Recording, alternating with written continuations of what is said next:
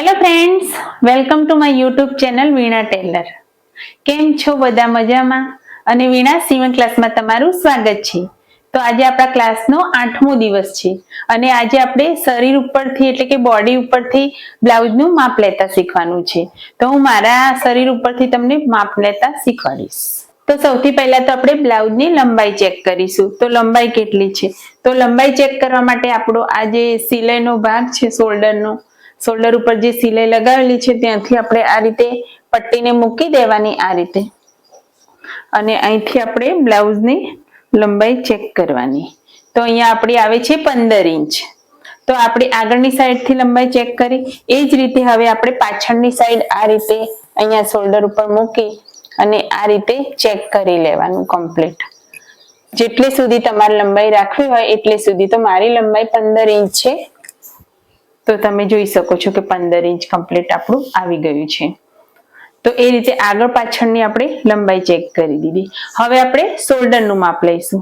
તો શોલ્ડરનું માપ લેવા માટે સૌથી પહેલા તો તમારે ધ્યાન રાખવાનું કે આ જે આપણું સિલાઈ કરેલી છે, કાપડની સિલાઈ છે, અથવા તમે બ્લાઉઝ પહેર્યો હોય તો બ્લાઉઝની જે શોલ્ડરની સિલાઈ હોય ત્યાંથી માપ નહીં લેવાનું. આપણે હાથને આ રીતે કરવાનું. આ રીતે કરીને અહીંયા જે આપણું હાડકાનું સામાન્ય તમે અહીંયા દબાવશો તો હાડકું દેખાશે, જે અહીંયા શેપ પડે છે આપણો હાથનો. તો આ રીતે કરો એટલે અહીંયા હાડકું દેખાશે. તો આ હાડકાથી અહીંયા સુધી એકદમ ઝીણી હાડકી તમને આમ હાથ કરશો એટલે દેખાશે શેપમાં. તો અહીંયાથી લઈને અહીંયા સુધી આપણે શોલ્ડર માપવાના. તો આપણે અહીંથી લઈને અહીંયા સુધી આપણે શોલ્ડર માપીએ તો હાથને પહેલા આ રીતે કરીશું અને અહીંયા આપણે પટ્ટીને મૂકી દઈશું આ રીતે, અને આ બાજુ પણ આપણે પટ્ટીને આ રીતે મૂકી દઈશું. તો આપણું અહીંથી અહીંયા સુધીનું કમ્પ્લીટ શોલ્ડર જોઈ લેવાનું. તો અહીંયા આપણું આવે છે 14 ઇંચ. જુઓ, તો આપણે 14 ઇંચ શોલ્ડર છે.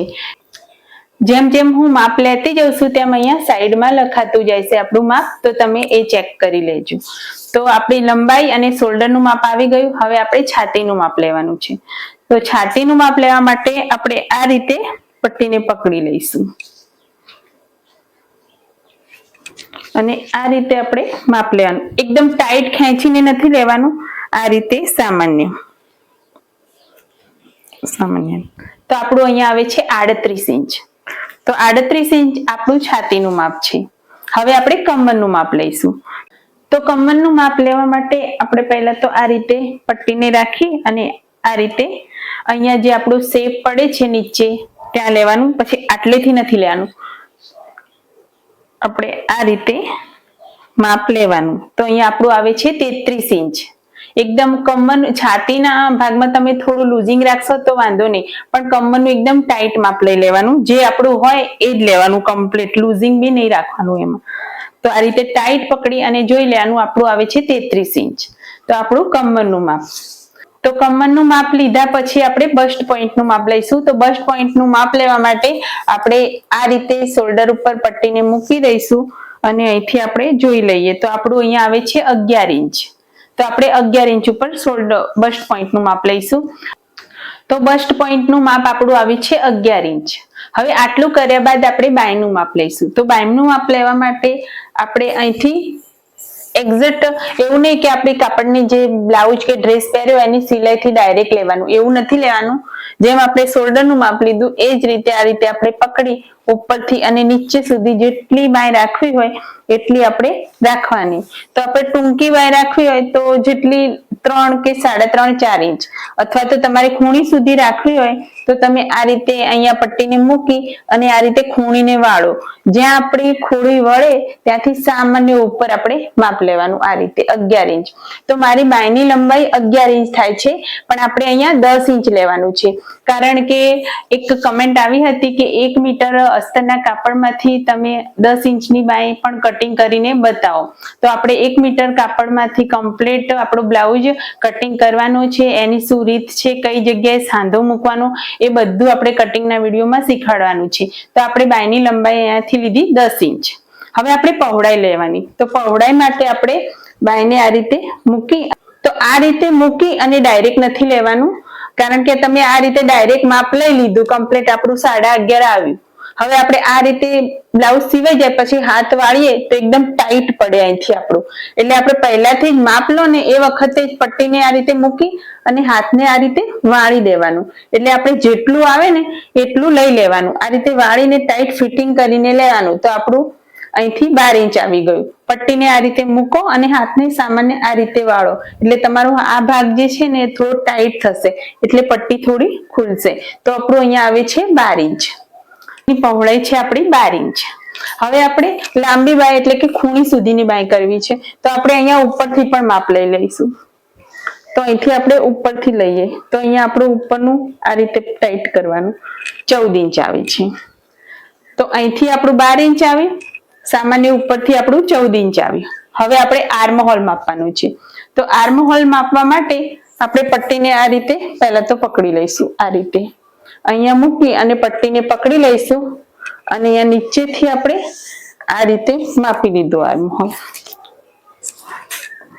આ રીતે પાછળ જવા દો. હવે આપણે આર્મ હોલ માપ્યો એટલે આપણો હાથ આ રીતે ઊંચો થયો, પણ હંમેશા ધ્યાન રાખવાનું કે આ રીતે માપ્યા પછી હાથને આ રીતે નીચે કરી દેવાનું, એટલે આપણી પટ્ટી થોડી ખુલ્લી થશે. કારણ કે આ રીતે જેમ બાયમાં માપ્યું ને એ રીતે તમે આ રીતે ડાયરેક્ટ માપો, આ રીતે ડાયરેક્ટ આ માપ્યું આપણે તો આપણું અહીંયા આવ્યું 17 ઇંચ. તો આ શું આપણે બ્લાઉઝ પહેર્યા પછી આપણે આ રીતે કરશું તો આપણને ટાઈટ પડશે, તો આપણે હાથ આ રીતે કરશું અને જે બ્લાઉઝનું આપણું આર્મ હોલ આવે એ લઈ લેવાનું. તો અહીંયા આપણું આવ્યું છે 18 ઇંચ. તો આપણું આર્મ હોલ છે 18 ઇંચ. તો આ રીતે આપણે બાયનું માપ લીધું. હવે આપણે ગળાનું માપ લેવાનું છે. તો ગળાનું માપ લેવા માટે આપણે પટ્ટીને આ રીતે મૂકીશું અને અહીંથી આપણે જોઈ લઈએ કે ગળું કેટલું કરવાનું છે, અથવા તમે ડાયરેક્ટ આ રીતે લો, એટલે હંમેશા આ રીતે લેશો તો શું થશે આપણું ગળું 9 ઇંચ આવશે, 8 ઇંચ આવશે, અને જ્યારે બ્લાઉઝ તૈયાર થશે તો ગળું પછી બહુ લાંબુ થશે. એટલે આપણે હંમેશા આ રીતે પટ્ટીને મૂકી અને અહીંથી જોઈ લેવાનું લંબાઈ કેટલી છે. તો આપણે 7 ઇંચનું ગળું રાખવું હોય તો આપણે એનાથી 1 ઇંચ ઓછું લેવાનું. તો આપણે અત્યારે 6 ઇંચની ગળાની લંબાઈ લઈ લઈએ. તો અહીંથી આપણે ગળાની લંબાઈ લઈ લઈએ 6 ઇંચ, કારણ કે આપણે 7 ઇંચનું કમ્પ્લીટ તૈયાર ગળું બનાવવાનું છે. તો આપણે 1 ઇંચ ઓછું જ લેવાનું, કારણ કે 6 ઇંચ હશે અને બ્લાઉઝ સીવાશે એ વખતે થોડું કટિંગમાં શેપમાં નીકળશે, એટલે આપણું થોડું બ્લાઉઝનું ગળું લાંબુ થવાનું. એટલે આપણે કમ્પ્લીટ 6 ઇંચ લઈએ એટલે આપણું 7 ઇંચનું ગળું તૈયાર થશે. હવે એ જ રીતે પાછળના ભાગમાં આપણે આ રીતે ગળા પટ્ટીને મૂકી દેવાની અને અહીંથી આપણે કેટલી લંબાઈ રાખવી છે ગળાની એટલી તમારે ચેક કરી લેવાની. તો આ રીતે તમે જો 10-10.5 ઇંચનું ગળું કરશો તો તમારું 11 ઇંચનું તૈયાર થશે. એ રીતે જો સીધી પટ્ટી માપો તમે તો તમારે જેટલું કરવું હોય એ રીતે લેવાનું. તો અહીંથી આપણે 11 ઇંચ લઈ લઈએ. તો મારે લેવાનું છે 11 ઇંચ. 11 ઇંચ હું લંબાઈ લઈશ એટલે મારું 11.5-12 ઇંચનું ગળું તૈયાર થશે. એટલે એકદમ ડીપ ગળું આપણે બનાવવાનું છે. તો આજના ક્લાસમાં બોડી ઉપરથી એટલે કે શરીર ઉપરથી બ્લાઉઝનું માપ કેવી રીતે લેવું એ મેં તમને સ્ટેપ બાય સ્ટેપ શીખવાડ્યું છે, અને બધું જ માપ અહીંયા સાઈડમાં લખાઈ ગયું છે. તો તમે જોઈ લેજો. અને આ જ માપ ઉપરથી આપણે પ્રિન્સેસ કટ બ્લાઉઝનું કટિંગ નેક્સ્ટ ક્લાસમાં કરવાનું છે, અને તમે લોકો તમારા માપ પ્રમાણે કટિંગ કરજો. માપ કોઈ પણ હોય પણ રીત એની એ જ રહેવાની છે. તો આપણે સ્ટેપ બાય સ્ટેપ માપ લેતા શીખી ગયા છે આજના ક્લાસમાં, અને નેક્સ્ટ ક્લાસમાં આપણે બ્લાઉઝનું કટિંગ ચાલુ કરીશું. તો આજનો ક્લાસ અહીંયા સુધી જ. વિડીયો ગમ્યો હોય તો લાઈક કરી દેજો, શેર કરી દેજો, અને ચેનલમાં નવા હો તો ચેનલને સબસ્ક્રાઇબ કરી દેજો. તો વિડીયો લાસ્ટ સુધી જોવા બદલ ધન્યવાદ.